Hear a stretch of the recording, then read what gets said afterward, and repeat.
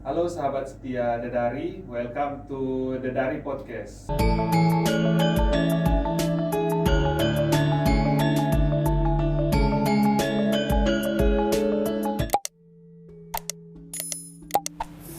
Nah, kali ini saya tidak sendirian, saya ditemani oleh seorang narasumber yang luar biasa. Halo Dokter Sinta. Halo, selamat malam, Dedi. Baik, terima kasih. Nah, sahabat setia Dedari sekalian, kali ini kita ditemani oleh seorang narasumber yang luar biasa yang berkompeten pada bidangnya. Nah, Dokter Sinta ini berpraktik di Rumah Sakit Dedari Kupang dan juga di Klinik Utama Jiwa Dewanta Mental Healthcare.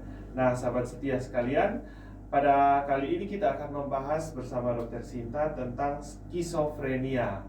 Nah, untuk kita tahu lebih dalam dan kita tahu tanda dan gejala tentang skizofrenia, kita akan membahas lebih lanjut dengan pakarnya, yaitu Dokter Sinta, SPKJ.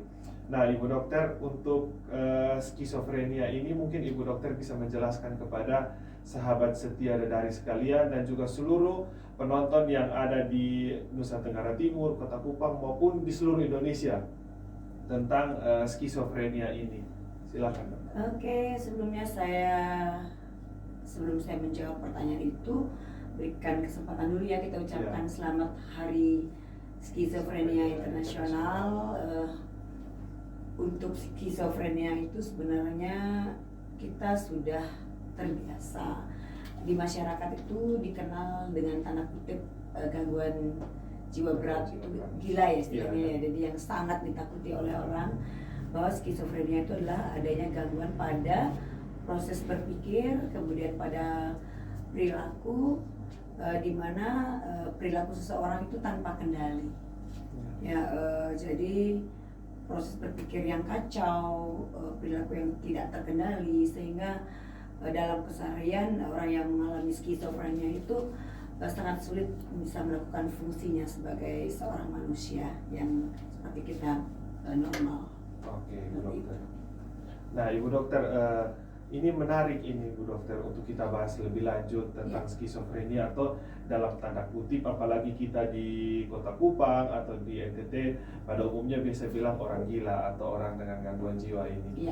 Nah, mengenai orang dengan skizofrenia ini, Ibu Dokter, mungkin ada kelompok-kelompok usia tertentu atau ada kelompok-kelompok masyarakat tertentu yang mengalami skizofrenia ini, Ibu Dokter, yang sudah pernah Ibu Dokter tangani khususnya. Kalau gangguan skizofrenia itu dia tidak mengenal usia, dia tidak mengenal siapa orang ini. Jadi gangguan skizofrenia itu bisa mengenai semua orang, bisa mengenai anak-anak, bisa mengenai remaja maupun orang tua, bisa dari golongan yang kaya, yang miskin. Prinsipnya itu semua orang yang tidak bisa menyelesaikan masalahnya dengan baik bisa mengalami gangguan skizofrenia atau yang disebut dengan gila. Dimana gangguan ini yang biasanya menyebabkan orang menganggap bahwa datang ke psikiater itu adalah orang yang mengalami gangguan jiwa ini. Oke, Ibu Dokter. Nah, ini menarik nih, Ibu Dokter, untuk kita tahu lebih dalam tentang skizofrenia. Nah, untuk tanda dan gejalanya ini yang khas, yang sering kita temui di lapangan, atau mungkin saat Ibu Dokter ketemu dengan pasien, atau ketika Ibu Dokter turun ke lapangan, karena saya lihat beberapa kali Ibu Dokter itu sering turun ke lapangan menjemput bola, jadi mencari orang-orang yang dilaporkan, oh ini dalam tanda kutip ada dengan skizofrenia atau gila, dicari. Dan itu tanda dan gejala yang secara khas yang sering ditemui di lapangan maupun di tempat praktek itu seperti apa? Ya, jadi sahabat setia, untuk mengetahui bagaimana ciri atau gejala daripada orang yang mengalami gangguan jiwa berat. Jadi biasanya pada umumnya kan tadi seperti yang saya katakan, bahwa orang skizofrenia itu gangguannya itu pertama pada perilaku, di mana perilaku orang-orang yang mengalami gangguan skizofrenia ini yang tidak terkontrol, misalnya tiba-tiba dia mengamuk, kemudian tidak merawat diri, dan juga gangguan pada proses pikir. Nah, jika ada yang khas biasanya yang disebut dengan skizofrenia ini, tentu biasanya gangguan ini bersifat kronis. Jadi ya, gangguan jiwa itu kan ada yang akut, ada yang kronis. Skizofrenia ini termasuk gangguan jiwa yang kronis, yang panjang perjalanannya. Jadi gejala pada proses pikir biasanya kalau pada pasien yang khas itu dia seperti kelihatan bicara-bicara sendiri. Nah, kenapa dia mengalami bicara-bicara sendiri? Karena dia mengalami halusinasi. Jadi bisa mengalami halusinasi dengar, biasanya dia mendengar suara-suara, di mana suara-suara itu hanya dia yang mendengar, tidak ada orang lain yang mendengar selain dia. Itu kita sebut sebagai halusinasi. Halusinasi itu bisa halusinasi pendengaran, bisa halusinasi penglihatan, bisa juga rasa ya. Jadi kelima panca indera itu bisa terjadi halusinasi. Kemudian bisa juga terjadi gangguan waham. Jadi waham itu istilah ilmiahnya, tapi istilah biasanya itu dia memiliki sebuah kesimpulan atau kepercayaan yang salah yang dia pertahankan, di mana ketika kita argumentasi, dia akan mempertahankan apa yang dianggap benar. Di mana kepercayaan yang salah itu tidak sesuai dengan norma-norma yang ada di masyarakat. Misalnya ada orang yang mengatakan padahal dia bukan Presiden Jokowi misalnya, tetapi dia mengatakan wah saya itu presiden. Waham kebesaran. Itu disebut sebagai waham kebesaran. Jadi ketika kita bantah bahwa dia bukan Presiden Jokowi, tapi dia mempertahankan bahwa dia itu adalah Presiden Jokowi. Kemudian yang lebih parah lagi biasanya sudah terjadi disorganisasi pada otaknya, di mana skizofrenia yang tidak tertangani dengan baik ya. Dia bisa terjadi gejala-gejala negatif, jadi dia menarik diri, yang biasa dia bergaul di masyarakat atau di dalam keluarga, dia mulai menarik diri, banyak ada di dalam kamar, kemudian dia tidak bisa merawat dirinya, bahkan dia akhirnya menelantarkan dirinya. Nah, kalau gejala-gejala ini kita tidak tangani dengan baik, maka bisa terjadi gangguan skizofrenia yang berat ya. Seperti kemarin kita, Dedi juga ikut kan terlibat dalam kita mengeksekusi satu pasien yang dipasung. Betul, selama 20 ya, tahun. Dia dipasung selama 25 tahun, kita temukan, kemudian kita edukasi keluarga dan akhirnya kita lepaskan pasien itu dan kita rawat di Dewanta Mental Health Care dan sampai saat ini dia sudah baik. Seperti itu deh. Jadi beberapa gejala gangguan skizofrenia yang mungkin para sahabat Dedari bisa awas ketika menemukan hal yang seperti itu, agar segera membantu untuk mencari bantuan sehingga kita bisa memberikan pelayanan terbaik buat pasien. Oke dokter, tentu ini sangat penting ketika mendapat dukungan dari masyarakat, ya, betul, mendapat dukungan dari lintas sektor ya Ibu Dokter. Nah Ibu Dokter, kita lihat di kondisi Kota Kupang saat ini tentunya banyak yang kita sering temui di jalan, sering berbicara sendiri, bahkan tanpa pakaian. Nah itu mungkin dari Ibu Dokter, dari pandangan Ibu Dokter sendiri seperti apa Ibu Dokter? Kalau yang sampai yang tidak tertangani di pinggir jalan seperti itu. Kalau skizofrenia mungkin saya jelaskan dulu bahwa ada beberapa golongan ya. Dari yang sebenarnya prognosisnya ya. Jadi kalau kita tangani dengan baik dia akan menjadi baik, itu biasanya kita sebut sebagai skizofrenia paranoid. Ya kalau dia paranoid berarti yang menonjol itu adalah waham curiga. Ya kalau kita menemukan orang yang curiga yang berlebihan, tapi tidak semua curiga itu yang mengalami skizofrenia ya. Tapi kalau ada yang mengalami curiga yang berlebihan, tidak pada tempatnya dan tidak sesuai dengan kondisi, itu kita harus curiga, jangan sampai ya mengalami gangguan dalam proses pikiran disebut skizofrenia. Kalau skizofrenia paranoid ini biasanya kalau awal terjadinya penyakit ini sangat sulit dibedakan dengan orang yang normal. Ya karena dia masih bisa bekerja, bisa melakukan fungsinya. Tetapi ketika kita ajak bicara, biasanya yang begini itu lama-lama kita melihat bahwa dia tidak berbicara sesuai dengan apa yang kita tanyakan. Kadang-kadang lantur dan lain-lain. Dan kalau di luar konteks. Kemudian marah juga biasanya tidak terkendali. Maka yang paranoid itu kalau kita tentang misalnya wahamnya itu, maka dia akan cepat marah dan mengamuk. Nah, tetapi kalau skizofrenia paranoid itu kita tangani dengan baik, lebih cepat dia bisa dibawa ke dokter atau mencari pertolongan, dia biasanya prognosisnya bagus. Ya, jadi ada lagi beberapa golongan skizofrenia yang sudah parah, epifrenik, skizofrenia residual dan lain-lain, itu yang biasanya seperti yang dipasung berlama-lama itu biasanya yang sudah tidak mendapat penanganan. Nah, baik dokter, tadi dokter sempat singgung tentang pasung ya dokter. Ya. Tentu ini dalam tanda kutip skizofrenia yang berat dok.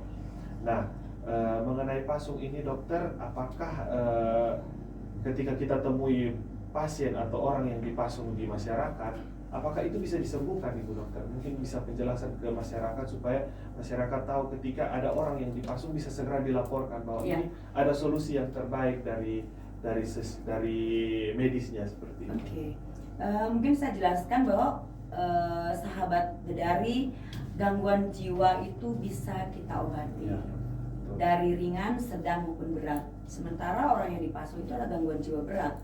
Kita harus selalu berjuang dan harus selalu berusaha karena karena dianggapan di masyarakat bahwa ketika orang sudah mengalami gangguan jiwa berarti dia tidak bisa diobati. Itu adalah anggapan yang salah. Betul.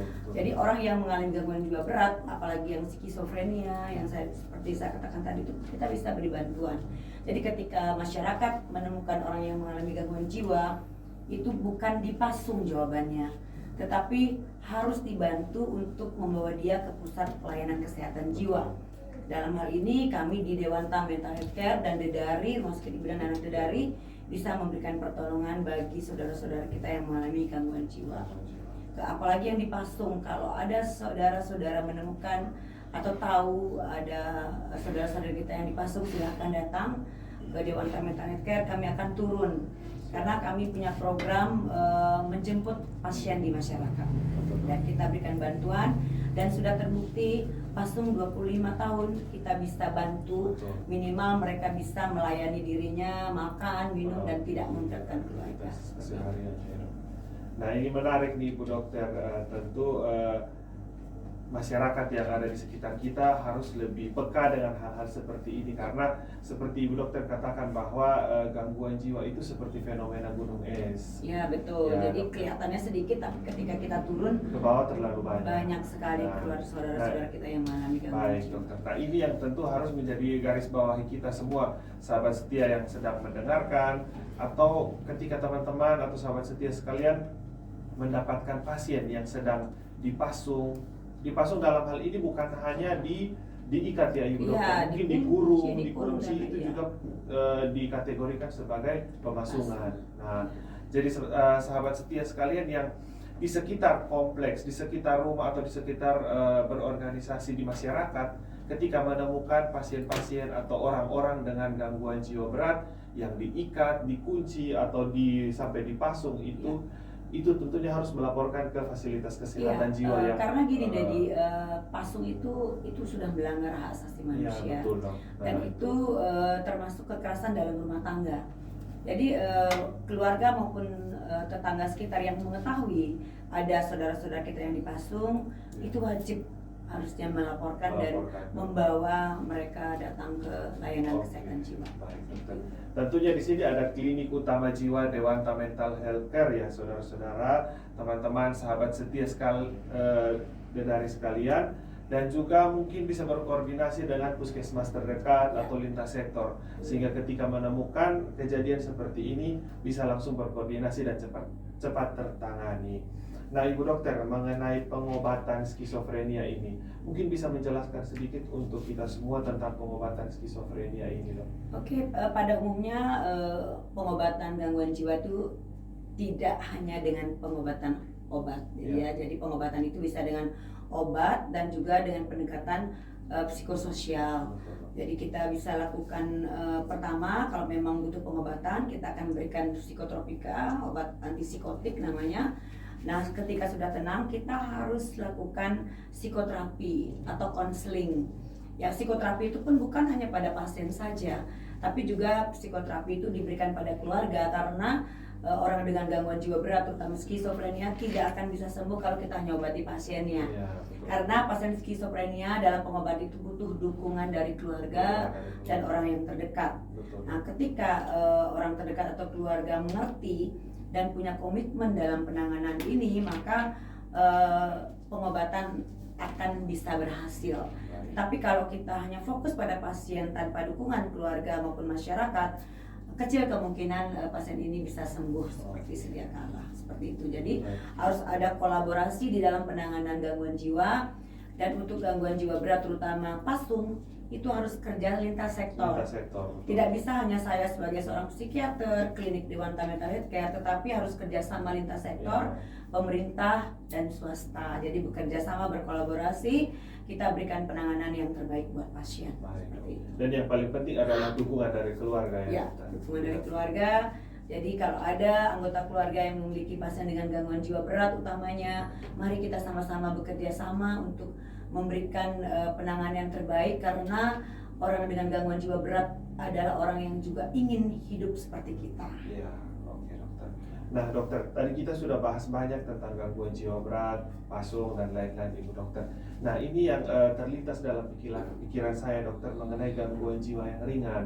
Nah ini tentunya banyak yang sering mengalami sulit tidur, cemas dan lain-lain. Apakah itu juga dikategorikan sebagai gangguan jiwa ringan Ibu dokter atau? Iya.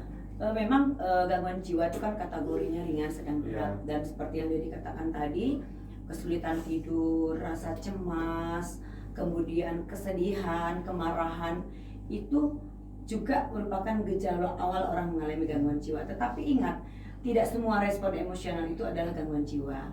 Tetapi ketika saudara-saudara sekalian memiliki kendala-kendala, misalnya susah tidur, kemudian memiliki gangguan perasaan cemas yang terus-menerus, kemudian kesedihan, kemarahan yang tidak terkendali, yang akhirnya mengganggu fungsi, baik fungsi sosial maupun fungsi pekerjaan, pada saat itulah respon emosional itu dikatakan sebagai gangguan. Sehingga jangan pernah mengabaikan perasaan-perasaan yang seperti itu, karena semakin cepat, semakin dini gangguan-gangguan seperti itu kita tangani dengan baik, maka gangguan jiwa berat seperti schizophrenia ini bisa kita cegah.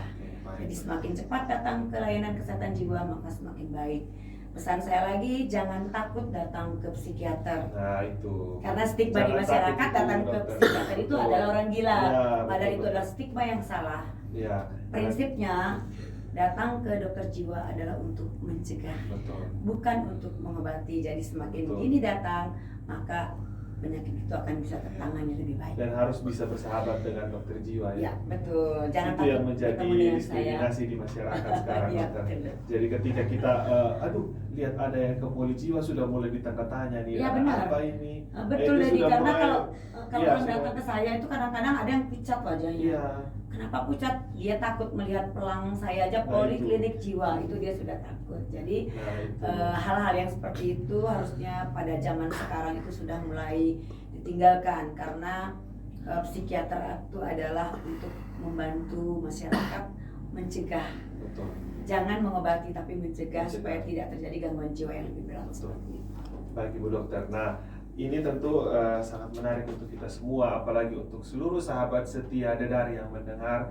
Tentunya menjadi pesan untuk kita, sehingga ketika kita mengalami hal-hal yang seperti sudah dijelaskan Ibu Dokter tadi, jangan takut untuk datang ke dokter spesialis jiwa, karena itu tujuannya untuk mencegah sehingga tidak terjadinya gangguan jiwa yang lebih berat lagi. Nah Ibu Dokter, kita ada di penghujung diskusi kita, materi kita pada malam ini. Mungkin ada pesan-pesan yang mau disampaikan oleh Ibu Dokter, khususnya buat semua masyarakat Kota Kupang, masyarakat Nusa Tenggara Timur, ketika menemukan hal seperti ini di masyarakat, boleh berkolaborasi bersama-sama. Jadi untuk para sahabat Dedari, masyarakat di seluruh Kota Kupang dan Nusa Tenggara Timur, jika menemukan saudara kita yang mengalami gangguan jiwa, tolong segera antarkan atau laporkan ke pusat layanan kesehatan jiwa, berkolaborasi dengan aparat pemerintahan setempat, atau langsung datang ke kami di Dewanta Mental Health Care. Karena semakin cepat saudara kita dibawa dan diberikan pertolongan, maka hasilnya akan semakin baik. Jangan pernah menganggap sekali orang mengalami gangguan jiwa, selamanya dia harus mengalami gangguan jiwa. Karena orang mengalami gangguan jiwa sama dengan gangguan yang lain, seperti gangguan fisik lainnya, bisa diobati dan bisa kembali berfungsi seperti kita.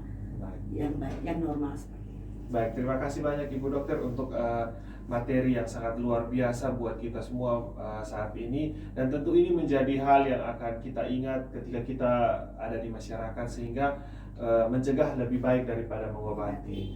Sehingga kalau kita temui ada saudara-saudara kita yang butuh pertolongan, jangan lupa bisa bawa ke fasilitas kesehatan jiwa terdekat atau berkolaborasi lintas sektor sehingga masalah ini bisa cepat terselesaikan. Dan juga jangan lupa kalau di Kota Kupang sudah ada salah satu-satunya klinik jiwa yang ada di Kota Kupang, yaitu Klinik Utama Jiwa Dewanta Mental Healthcare. Di situ ada tiga orang psikiater di sana, bisa datang, bisa berkonsultasi dan menemukan jalan keluar yang tepat. Jangan lupa di Klinik Utama Jiwa itu sudah ada 3 dokter spesialis. Jangan cepat ambil keputusan untuk mengakhiri segala sesuatu di Jembatan Liliba. Oh iya betul, Nah, karena itu karena jembatan itu biasa, eksotik ya katanya. itu dokter, menjadi ikonik Kota Kupang itu, sehingga ada yang stres dan lain-lain, keputusannya Datang. terakhir di Jembatan Liliba, bukan mencari solusi yang tepat. Baik, terima kasih dokter. Sekali lagi kami ucapkan selamat memperingati Hari Skizofrenia Internasional. Semoga dengan kehadiran dokter-dokter spesialis jiwa, semua tenaga kesehatan yang bergerak di bidang kejiwaan bisa mengobati semua masalah yang terjadi di masyarakat. Terima kasih dan jangan lupa untuk tetap menanti podcast-podcast kita di kali berikutnya. Ada informasi-informasi menarik yang akan kita bagikan bersama-sama. Terima kasih Dokter Sita. Sama-sama, Dedi. Sampai ketemu lagi di Ya. waktu selanjutnya. Sampai jumpa.